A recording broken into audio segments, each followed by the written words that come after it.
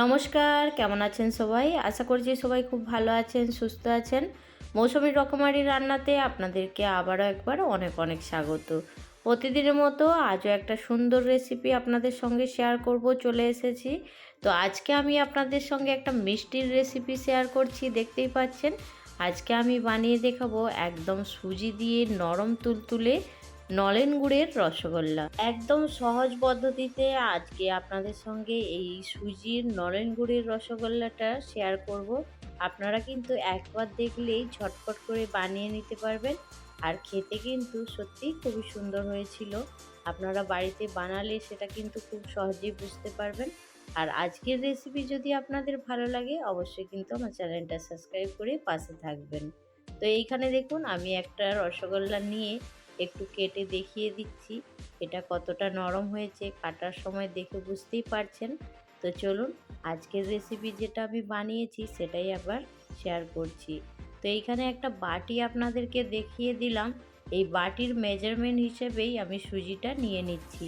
আর এই বাটির মেজারমেন্ট হিসেবেই আমি সব কিছু নেব, সেটা আগে দেখতে পাবেন।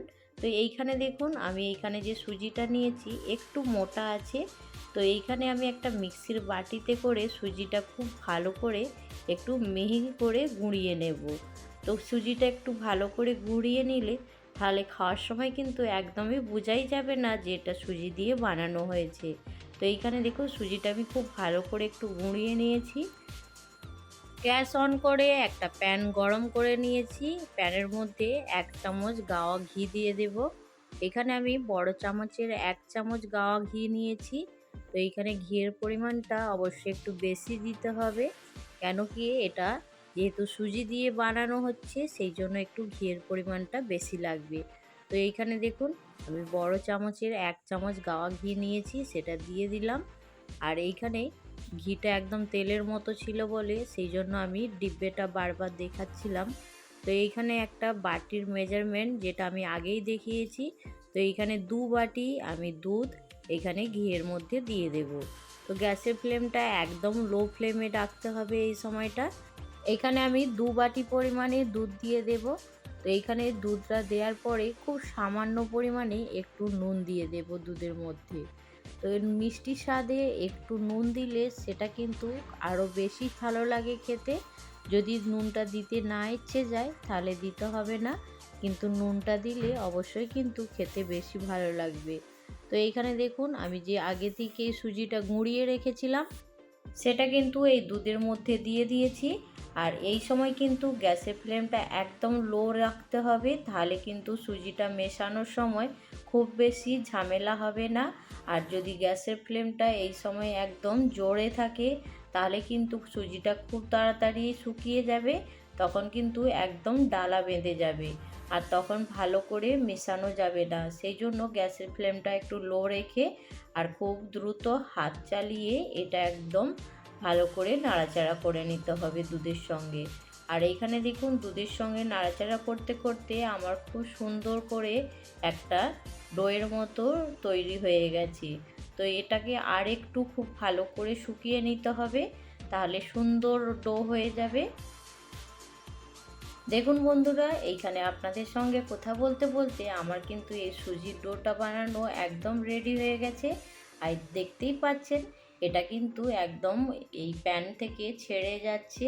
আর এটা এই সময় বুঝে নিতে হবে যে এটা একদম সুন্দর ডোয়ের একদম পরিণত হয়ে গেছে। তো এইখানে আমার এই যে ডোটা রেডি হয়ে গেছে, এবার গ্যাসের ফ্লেমটা বন্ধ করে দেব। বন্ধ করে দেওয়ার পরে এটা একটা ঢাকা দিয়ে কিছুক্ষণের জন্য রেখে দেব, তাহলে সুজিটা খুব ভালো হয়ে সেট হয়ে যাবে।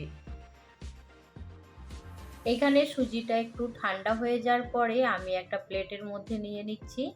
সুজিটা যখন একটু হালকা কুসুম কুসুম গরম থাকবে তখনই কিন্তু এই কাজটা করে নিতে হবে। একবারে খুব যদি ঠান্ডা হয়ে যায় তখন কিন্তু অতটা ভালো হবে না মিষ্টি বানানো। সেই জন্য হালকা কুসুম কুসুম গরম থাকবে, হাতটা দিতে পারবেন সেই অবস্থায় কিন্তু এইভাবে সুজিটাকে ডলে ডলে মেখে নিতে হবে। তো সুজিটা কিছুক্ষণ ডলে ডলে মাখানোর পরে এবারে এর মধ্যে কি দেব সেটা দেখে নিন। সুজির মধ্যে দিয়ে দেব হাফ চামচের থেকে একটু কম বেকিং পাউডার। তো এইখানে আমি বেকিং সোডা না দিয়ে বেকিং পাউডারটা দিয়েছি, তো অবশ্যই বেকিং পাউডারটা দিয়ে দেবেন। আর এইখানে আমি 1 চামচ ভর্তি করে চিনি দিয়েছি। আর নলেন গুড়ের রসগোল্লা বানাবো বলে তো এইখানে আগে গুড়টা দেব। তো এইখানে 1 চামচ ময়দা দিয়েছি, তার সঙ্গে আমি 1 চামচ ভর্তি করে গুড় দিয়ে দেব। তাহলে সুজির কালারটা খুব সুন্দর হবে, আর মিষ্টিটা যখন রেডি হবে তখন ভেতর থেকেও কিন্তু সুন্দর একটা কালার হয়ে যাবে। সেই জন্য এই সময় কিন্তু একটু গুড় দিয়ে দিতে হবে। তো এইখানে আমি দিয়েছি বেকিং পাউডার, চিনি, আর তার সঙ্গে 1 চামচ ময়দা, আর দিয়েছি নলেন গুড়, আর তার সঙ্গে দিয়ে দিয়েছি 1 চামচ ঘি। ঘিটা দিয়ে সুজিটা মাখলে তাহলে সুজিটা আর হাতের মধ্যে জড়িয়ে যাবে না, সেই জন্য একটু ঘি দিয়ে আবারও ঘি দিতে হবে। তো আমার এইখানে আমি আবারও যে 1 চামচ ভর্তি করে দেখুন ঘিটা দিয়েছি। এবার এটা দিয়ে ডলে ডলে মেখে নেব। যদি দেখি হাতের মধ্যে জড়িয়ে যাচ্ছে তখন কিন্তু আবারও ঘি দেব, আর যদি না জড়ায় তাহলে কিন্তু আর দিতে লাগবে না। তো অবশ্যই কিন্তু ঘিটা একটু পরিমাণে বেশি লাগবে, সেটা একটু খেয়াল করবেন। তো এইখানে আমি খুব ভালো করে সমস্ত কিছু ডলে ডলে দেখুন মেখে নিচ্ছি। কিছুটা সময় ধরে দেখুন আমি সুন্দর করে ডোটা একদম মসৃণ করে রেডি করে নিয়েছি। তো এই ডোটা সুন্দর করে রেডি করে নিলে তাহলে কিন্তু রসগোল্লাগুলো সুন্দরভাবে রেডি হবে। তো আমি এইখানে দেখুন ছোট ছোট করে এবার গোল গোল করে রসগোল্লার শেপ দিয়ে দেব। আর এইখানে দেখুন আমি সুন্দর করে মসৃণ করে মেখেছি বলে হাতের মধ্যে কিন্তু আর ঘি দিতে লাগছে না। তো এইখানে দেখুন রসগোল্লার শেপটা আপনারা আপনাদের পছন্দ মতন ছোট বড় সাইজের করে নেবেন। তো এইখানে আমি সুন্দর করে রসগোল্লাগুলো আগে শেপ দিয়ে দিচ্ছি, তারপরে আপনাদের সঙ্গে কথা বলছি। এইভাবে সুজির রসগোল্লাগুলো একদম রেডি করলে তাহলে কিন্তু চিনির রসের মধ্যে যে দেওয়ার সময় ভেঙে যায়, একদমই কিন্তু ভাঙবে না। অবশ্যই আপনারা এইভাবে একবার বানিয়ে দেখতে পারেন। তো আমি চিনিটা বলেছি কিন্তু আমি গুড় দিয়ে বানাবো। তো অবশ্যই আগে দেখুন আমি কিভাবে বানাবো। তো এইখানে দেখুন আপনাদের সঙ্গে কথা বলতে বলতে সুন্দর করে একদম রসগোল্লার শেপ দিয়ে দিয়েছি। তো এইখানে দেখুন এবার একটা কড়া বসিয়ে দিয়েছি গরম করার জন্য। কড়ার মধ্যে আমি দেখুন 2 বাটি পরিমাণে জল দেব। আগেই যে বাটিটা দেখিয়েছিলাম সেই বাটির মেজারমেন্ট হিসেবেই কিন্তু আমি জলটা দিয়ে দিচ্ছি এখানে 2 বাটি পরিমাণে। এবার এর মধ্যে 1 বাটি পরিমাণে নলেন গুড় দেব, যেটা খেজুর গুড়, সেটা এখানে 1 বাটি পরিমাণে দিয়ে দেব। তো এইখানে দেখুন গুড়টা দিয়ে দিয়েছি। দেওয়ার পরে আমি হাফ বাটি এখানে চিনি দেব। চিনিটা দিয়ে তারপরে এটা খুব ভালো করে ফুটিয়ে একটু ঘন করে নেব। তো এইখানে দেখুন চিনিটা নিয়ে নিয়েছি। নেয়ার পরে দেখুন এবার এই রসের মধ্যে দিয়ে দিলাম, যে গুড়ের জলটা ফোটানো হচ্ছে তার মধ্যে দিয়ে দিয়েছি। আর খুব সামান্য জল দিয়ে বাটিটা ধুয়ে এইখানে দেখুন আমি চিনির শিরাটা কিংবা গুড়ের শিরাটা রেডি করে নিচ্ছি। তো এখানে গুড়েরই শিরা বলবো, আমি চিনিটা একদমই কম দিয়েছি, আর এখানে গুড় দিয়েই রসগোল্লাটা বানাবো। সেই জন্য গুড়ের শিরাটা দেখুন আমি সুন্দর করে একদম ফুটিয়ে ঘন করে নিয়েছি। একদম পাতলা রাখবো না, তাহলে কিন্তু মিষ্টিগুলো দেওয়ার সঙ্গে সঙ্গেই ভেঙে যাবে। আর দেখুন এইভাবেই কিন্তু ফুটতে থাকবে, তার মধ্যেই আমি রসগোল্লাগুলো ছেড়ে দেব। তো এইখানে এখনও সম্পূর্ণ রসগোল্লা হয়নি, কিন্তু আমি তবুও বলছি রসগোল্লাগুলো এই শিরার মধ্যে ছেড়ে দেব। তো এইখানে দেখুন শিরার মধ্যে সব রসগোল্লাগুলো একটা একটা করে ছেড়ে দিচ্ছি, আর গ্যাসের ফ্লেমটা কিন্তু হাই ফ্লেমেই রেখেছি। তো চিনির শিরাটা আবারও বলছি, সরি আমি শুধু চিনির শিরা বলছি, এইখানে যে গুড়ের শিরাটা বানিয়েছি তো অবশ্যই একটু ঘন করবেন, একদম পাতলা অবস্থায় দেবেন না, একটু ঘন রাখতে হবে। তো এইখানে আমি সব মিষ্টিগুলো দেওয়ার পরে দেখুন 1 মিনিট খুব ভালো করে ফুটিয়ে নেব।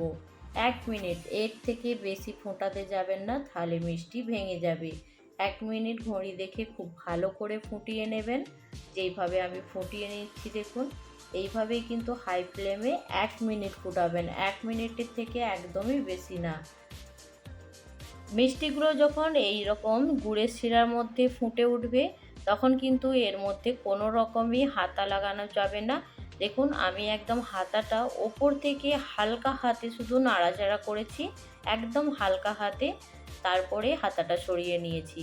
তো এইখানে দেখুন আমি 1 মিনিট শুধু ফুটিয়ে নেব। ফোটানোর পরে একটা ঢাকনা ঢাকা দিয়ে গ্যাসের ফ্লেমটা একদম লো করে দেব। এইখানে কিন্তু গ্যাসের ফ্লেমটা আর জোরে রাখা যাবে না। এবার এইখানে গ্যাসের ফ্লেমটা একদম লো করে দেব। দেওয়ার পরে ওপর থেকে একটা ঢাকনা ঢাকা দিয়ে 2 মিনিট অপেক্ষা করব। আমি এইখানে 3 থেকে 4 মিনিটের মধ্যেই কিন্তু এই গুড়ের রসগোল্লাটা রেডি করে নেব। এর থেকে আর বেশিক্ষণ সময় কিন্তু ফোটানো একদমই যাবে না, তাহলে কিন্তু রসগোল্লা সব ভেঙে যাবে। তো এইখানে দেখুন আমি 2 মিনিট অপেক্ষা করেছি গ্যাসের ফ্লেম একদম কম করে। আর মিষ্টিগুলো দেখুন কতটা বড় হয়ে গেছে ফুলে। এবার একটু হালকা হাতে আমি কড়াটা দেখুন এইভাবে একটু ঘুরিয়ে নিচ্ছি। এর মধ্যে খুন্তিও লাগাবো না, চামচ লাগাবো না, একদম একটু হালকা হাতে ঘুরিয়ে নিয়েছি। আর নেয়ার পরে এবার এটা ঠান্ডা হওয়ার জন্য একটু অপেক্ষা করব। আমি এখানে গ্যাসের ফ্লেম কিন্তু বন্ধ করে দিয়েছি। এটা যখন একটু ঠান্ডা হয়ে যাবে তারপরেই কিন্তু প্লেটের মধ্যে সার্ভ করে নেব। একটু অপেক্ষা করার পরে যখন মিষ্টিগুলো একটু ঠান্ডা হয়ে গেছে, আমি দেখুন প্লেটের মধ্যে এবার সাজিয়ে নিচ্ছি। তো আপনাদের দেখে মনে হচ্ছে এটা সুজি দিয়ে বানানো। তো অবশ্যই কিন্তু বাড়িতে একবার এইভাবে সুজি দিয়ে নলেন গুড়ের রসগোল্লা বানিয়ে দেখুন, আপনাদেরও ভীষণ ভালো লাগবে। তো আজকের রেসিপি আপনাদের কেমন লেগেছে সেটা কিন্তু একদমই জানাতে ভুলবেন না। আর যদি ভালো লাগে অবশ্যই কিন্তু আমার চ্যানেলটা সাবস্ক্রাইব করে আমার পাশে থাকার অনুরোধ রইল।